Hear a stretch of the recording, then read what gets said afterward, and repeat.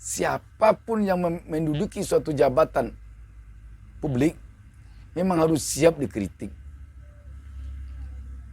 Cara mengkritiknya pun memang harus terima apa adanya. Kalau nanti siapa yang mengkritik harus cocok dengan pasal ini, harus cocok dengan pasal ini, tidak ada orang mengkritik.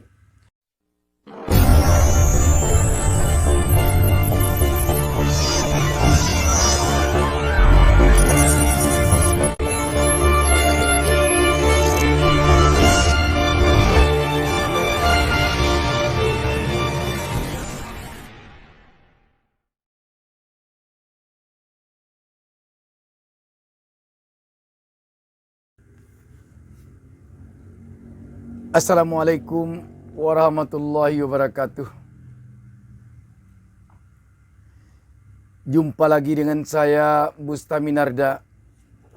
Saya mendoakan kepada Allah Subhanahu wa taala, Tuhan Yang Maha Esa, semoga seluruh penonton channel YouTube Bustami Narda selalu berada dalam lindungan Allah Subhanahu wa taala, Tuhan Yang Maha Esa. Sahabat BN yang berbahagia dimanapun berada, orang di mana-mana sekarang ini membicarakan tentang kritikan. Kritikan demi kritikan selalu jadi pembicaraan. Sampai malah kepada yang baru saja sangat viral, yaitu bagaimana pendapat dari mantan Wakil Presiden ke-10 dan ke-12 Yusuf Kala ketika beliau bicara tentang kritik dalam bentuk sebuah pertanyaan. Sahabat BN yang berbahagia, kalau kita lihat di dalam Kamus Lengkap Bahasa Indonesia yang ditulis Indrawan WS, kritik itu artinya kemelut keadaan yang genting. Sedangkan kritikan berarti kecaman, celaan, gugatan. Kita selalu menyaksikan rezim apapun yang berkuasa di negeri ini selalu mengatakan mereka mau dikritik. Mereka senang dikritik. Malah mereka meminta dikritik. Tetapi ketika kritik itu datang, banyak kita lihat di antaranya yang tidak siap menerima kritikan. Sehingga muncullah kata-kata yang mengatakan silakan mengkritik, tapi kritik membangun. Kita masih ingat kata-kata kritik membangun di era Orde Baru itu sangat familiar sekali. Para penguasa Orde Baru selalu mengatakan silakan kritik, tetapi dengan kritik membangun. Kritik membangun menurut penguasa di Orde Baru adalah yang mendukung mereka. Kita mengkritik tapi mendukung mereka. Sedangkan kritik kalau kita lihat dalam Kamus Bahasa Indonesia tadi berupa gugatan. Bahkan malah sampai kecelaan. Jadi bagaimana melakukan kritikan yang sifatnya menyenangkan hati orang yang dikritik? Kan sulit. Pada intinya kritik itu mengedepankan, mengemukakan kelemahan-kelemahan dari orang yang dikritik. Dan kritikan itu pada umumnya adalah ketidakpuasan dari orang yang mengkritik. Kalau orang yang mengkritik itu sudah puas, untuk apa dia mengkritik? Ungkapan ketidakpuasan, contoh. Begitu jembatan dibuat, 15 hari jembatan dibuat, ambruk. Itu akan muncul kritikan. Tidak mungkin kritikan itu menyenangkan orang yang membangun jembatan. Pasti pengkritik akan mengukakan sisi-sisi negatif mengapa jembatan ini sampai ambruk. Tidak akan mungkin yang mengkritik itu bisa pula mencari solusi bagaimana cara membangun jembatan itu yang baik sesuai dengan pasal sekian. Mengkritik itu tidak harus orang teknik. Orang sosial bisa juga. Begitu jembatan jatuh, banyak orang yang mati di jembatan itu dokter bisa mengkritik, orang sosial bisa mengkritik. Tapi kalau mengkritik besinya berapa, ada data baru, orang teknik. Jadi kalau ada pula yang berpendapat bahwa boleh mengkritik, tapi harus dengan data-data yang jelas, dengan fakta-fakta yang jelas, sesuai dengan pasal undang-undang sekian, harus paham dengan undang-undang ITE. Kita tahu, yang mengkritik itu sifatnya hanya sukarela. Kritikan itu tidak harus dilakukan oleh orang yang ahli kritik. Bagaimana pula seorang buruh kasar yang kerjanya sehari-hari, mungkin taruhlah kerjanya menggali sumur dan lain, dia merasakan hidupnya susah, merasakan ekonomi sekarang sulit sekali, untuk makan saja dia tidak susah mencarinya. Tiba-tiba dia mengeluh pada pemerintah. Bagaimana pemerintah sekarang ini? Selama rezim ini kita susah betul hidup kita. Atau selama kepimpinan bupati sekarang ini hidup kita susah sekali. Selama kepimpinan gubernur ini hidup kita tambah morak-marik. Gimana ini? Padahal dia hanya pekerja serabutan. Apakah dia harus dulu, mana undang-undang ITE ini, lihat pasal berapa ini. Mana tentang Kepres atau tentang undang-undang kemiskinan ini. Pasal berapa ini undang-undangnya. Tak mungkin lah dia. Tapi dia mengkritik. Susah hidupnya selama kepimpinan Bupati A. Susah hidupnya selama kepimpinan Wali Kota B. Susah hidupnya selama kepimpinan Gubernur A. Susah hidupnya selama kepimpinan rezim ini. Itu. Tidak mungkin dia mencari pasal-pasal, tidak mungkin. Tetapi mengapa dia harus mengkritik? Nah itu. Kita tentu masih ingat pemilihan presiden, pemilihan gubernur, pemilihan bupati, pemilihan wali kota, pemilihan anggota DPR. Pemilihan itu seluruh wajib pilihnya dia bisa memilih, dia melakukan pilihan ke TPS tanpa kita harus ijazahnya sarjana S1. Si buta juga ikut memilih. Itu.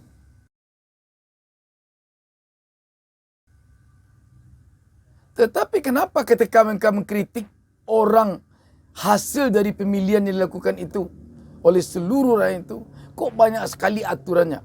Harus yang konstruktif, harus yang membangun, tidak boleh melanggar pasal ini pasal itu, tidak boleh melanggar undang-undang ITE.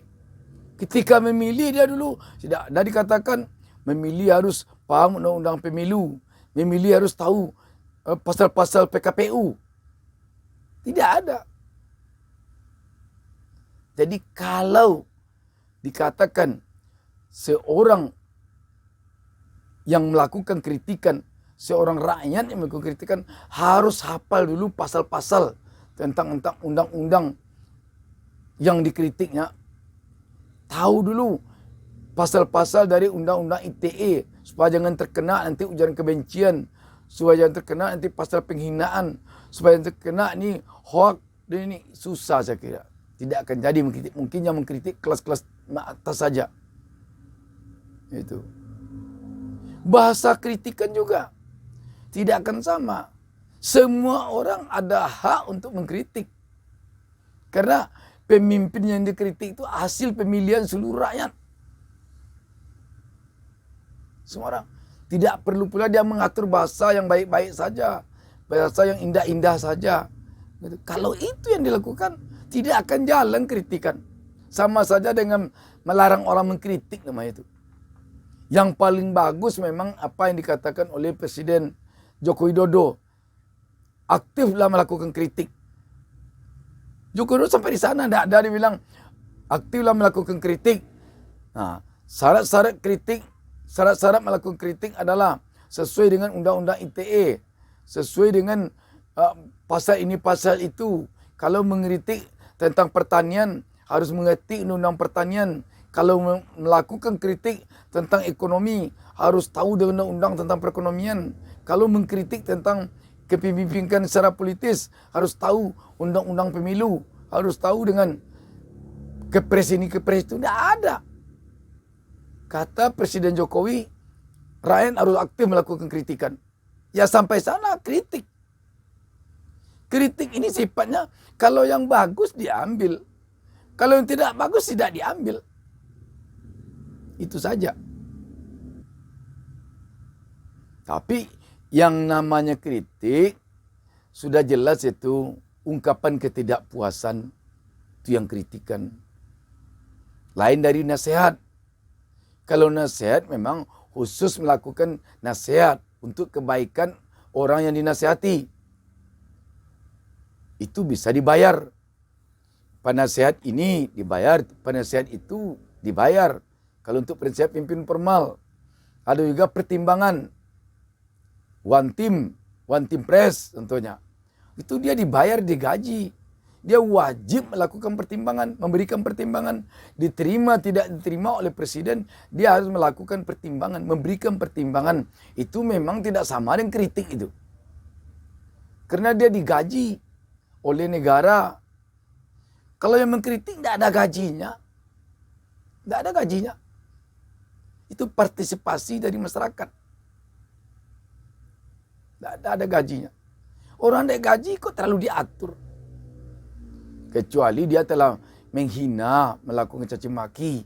Atau membuat berita bohong. Jembatan tidak patah, dibilangnya patah. Iya tuh. Gedung tidak runtuh, dibilangnya runtuh. Iya tuh. Tapi yang namanya kritik, ungkapan ketidakpuasan dengan niatnya agar nanti yang tidak puas ini dia menjadi puas setelah dia lakukan kritikan. Contoh, ada pelayanan di suatu kantor yang tidak bagus. Taruhlah di kantor perizinan, dia mau ngurus izin. Sampai di sana berputar-putar, berbelit-belit, dipersulit, dimarah-marahi dia. Langsung dilancarkannya kritikan kepada kepala kantornya. Atau kalau dia di tingkat kabupaten, dilancarkannya kritikan keras kepada bupati. Di kantor bapak begini-begini, saya tidak suka begini. Untuk apa ada kantor ini begini? Dia kata gitu. Apakah dia harus dituntut pula oleh bupati? Jangan, undang-undang pasal berapa itu? Tidak mungkin. Itu masih mendingan mengurus izin, masih berpendidikan. Yang lebih fatal lagi, ada bantuan. Contoh, bantuan sosial.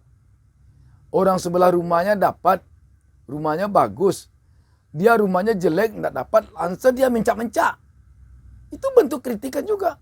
Kok saya tidak dapat, kok sebelah dapat, tidak adil namanya itu. Saya tidak dapat, katanya. Dia datangi lurah, dia kritik di sana. Pak Lurah tidak adil, di tempat saya tidak dapat, di sana dapat. Apakah dia harus dikenakan pasal penghinaan pula itu? Atau undang-undang ITE pula dia dikenakan itu? Cari pula pasal dulu, baru dia carinya undang-undang ITE dulu, buka Google dulu. Atau pergi ke toko buku dulu, beri buku undang-undang ITE, baru dia melakukan kritik. Tidak mungkin. Tidak mungkin itu. Jadi memang kritikan itu, yang namanya kritik, jelas tidak menyenangkan bagi orang yang dikritik.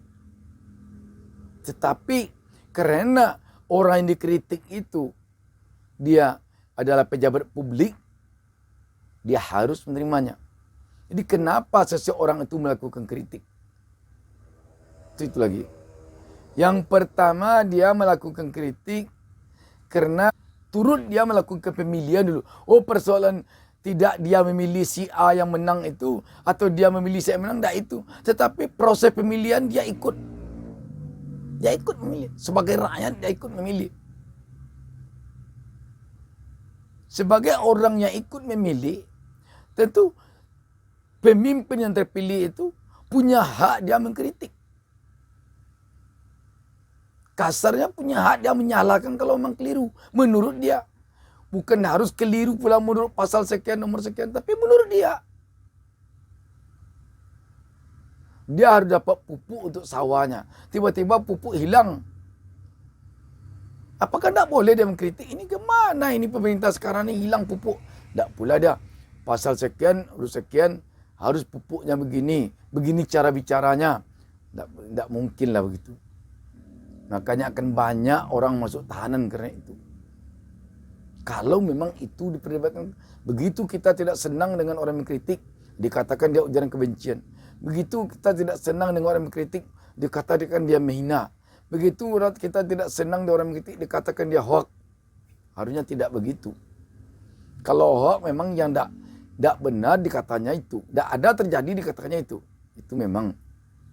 Atau mencaci maki pribadi orang mungkin juga. Yang kedua, karena rakyat merasa ikut menggaji pejabat publik itu. Gaji dari pejabat negara itu dari uang rakyat. Uang rakyat dikumpulkan melalui pajak. Menjadi dia APBN. Menjadi dia APBD provinsi. Menjadi dia APBD kabupaten kota. Uang itulah yang diberikan untuk gaji pejabat negara yang turut rakyat dalam proses pemilihannya dulu. Itu. Makanya dia merasa perlu, merasa punya hak mengkritik pejabat itu. Selanjutnya, mengapa rakyat perlu atau berhak atau merasa punya hak mengkritik pejabat ini? Karena pejabat ini ditugaskan untuk mengurus mereka. Begitu mereka pilih, siapa yang terpilih, itu dia punya tugas mengurus rakyat. Kalau urusannya merasa dia tidak beres, tidak becus, atau merasa dia tidak diurus, kritiknya. Karena dia ditugaskan untuk mengurus rakyat. Ketika rakyat yang diurusnya merasa tidak puas, dia punya hak mengkritik. Punya mengkritik. Jadi jangan kita, jangan kritik-kritik begitu, jangan kritik ini. Itu memang hak rakyat. Kalau kita kaji-kaji hak rakyat. Di paling tidak ada 3 penyebab rakyat itu punya hak mengkritik pejabat negara, pejabat pemerintah. Tapi tentu etika begitu sebagai orang yang sadar dia tentu dia tahu. Tapi cara penyampainya harus runut, harus bahasa begini, harus bahasa begitu, itu saya kira tak bisa. Seorang doktor mengkritik tidak akan sama dengan seorang tukang kais sampah atau tukang dorong gerobak cara mengkritiknya. Tak sama. Itu. Masyarakat menengah ke atas tidak akan sama cara dia mengkritik dengan masyarakat kelas menengah ke bawah. Itu yang harus dipahami oleh yang harus menerima kritikan. Jadi kalau sudah tidak mau menerima kritikan, tidak siap menerima kritikan, ya tentu harus berhenti menjadi pejabat negara atau aparatur negara. Kalau sudah tidak lagi digaji oleh dana APBN, jadi rakyat mungkin tidak akan kritik. Contoh pengusaha sulit rakyat mengkritik. Gitu. Makanya kalau kita lihat orang senangnya memang mengkritik, dikritik sakit. Itu. Orang biasanya sebelum dia berjabatan, sebelum dia jadi penguasa, dia minta dikritik. Dan dia juga sangat senang mengkritik orang yang sedang berkuasa misalnya, orang yang sedang menjabat. Tapi begitu dia sedang menjabat, dia alergi kena kritik. Kebanyakannya begitu. Dan begitu berhenti nanti mengkritik lagi. Ini yang susahnya. Di ketika berkuasa, ketika berjabatan, lupa bahwa dulu kita juga mengkritik. Jadi saya mendengar dalam dialog sebuah stasiun televisi itu Ada malah yang mengatakan kalau mengkritik harus tahu pasal-pasal undang-undang yang dikritik. Harus tahu pasal-pasal undang-undang ITE. Saya kira sulit, tidak mungkin itu. Boleh mengkritik, tetapi harus konstruktif. Boleh mengkritik, tetapi harus menyenangkan bagi yang dikritik. Tidak mungkin itu menyenangkan. Tidak mungkin. Yang bisa menyenangkan bagi yang mengkritik kalau pengkritiknya itu contoh staf ahli dengan one team press harus sesuai dengan undang-undang yang berlaku.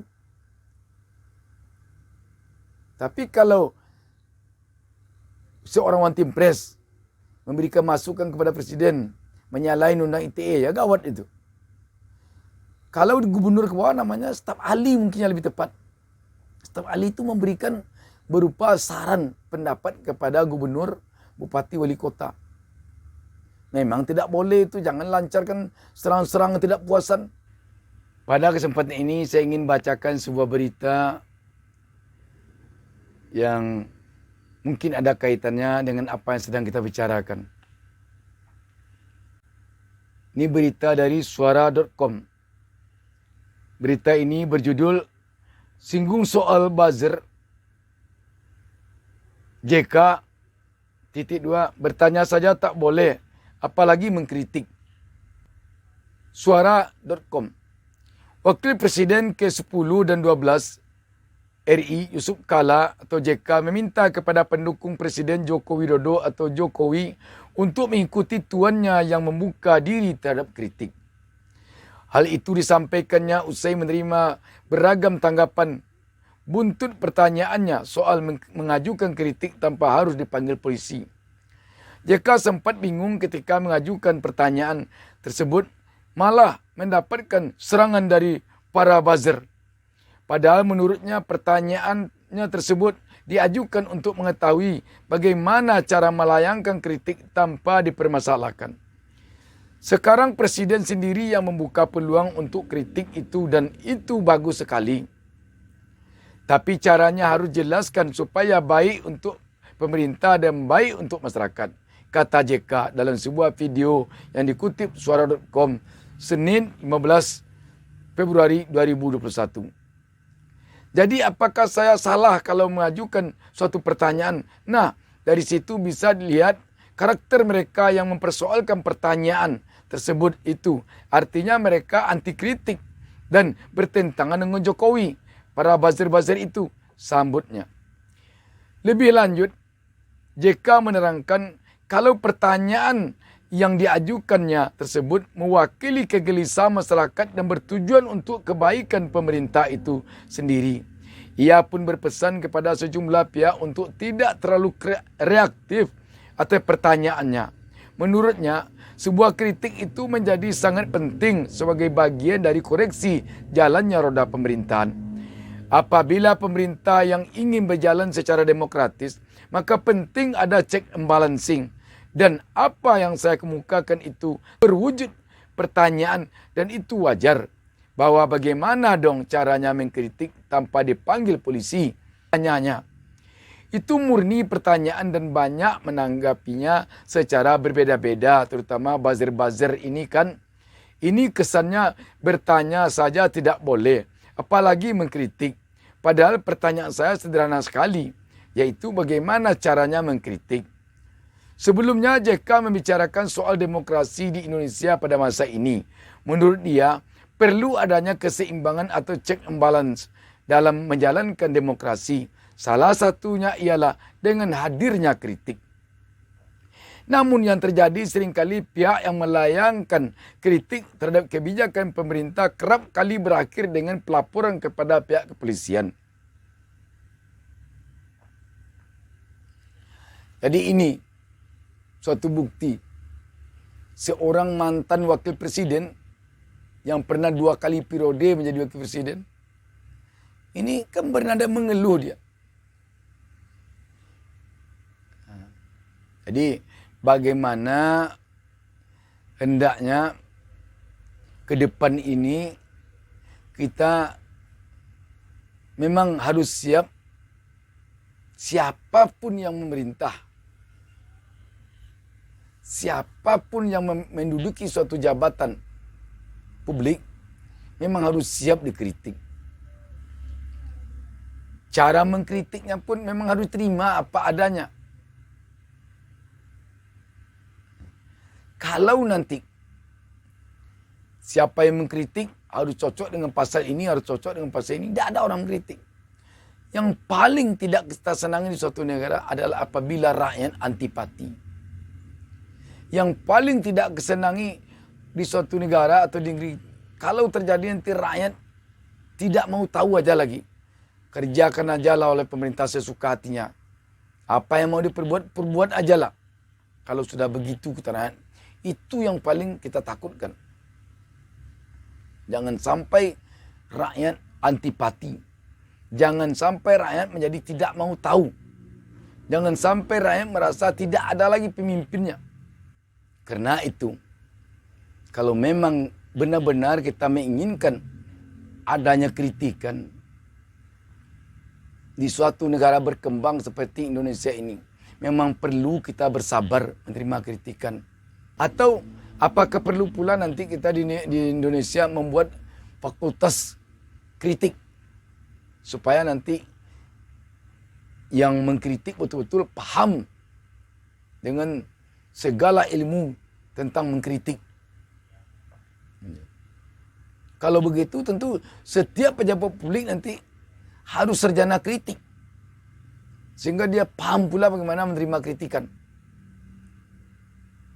Kalau tidak nanti kalau rakyat aja yang paham cara mengkritik tapi pemerintah juga tidak paham menerima kritikan, susah juga. Jadi nanti seluruh warga negara Indonesia, baik yang aparat pemerintahnya, pejabat negaranya, ataupun rakyat biasa, harus menduduki bangku pendidikan kritik. Kalau tidak susah. Jadi kalau tidak begitu tentu harus kita memahami saja. Jadi kita berharap bagaimana nanti di negara kita ini mulai dari presiden sampai kepada kepala desa punya hubungan baik dengan seluruh elemen masyarakat. Baik pejabat yang bersangkutan maupun lembaga yang dipimpinnya. Itu yang kita harapkan. Sehingga kalau sudah demikian nanti, maka akan terjadilah nanti satu pemahaman antara pemimpin dengan yang dipimpin.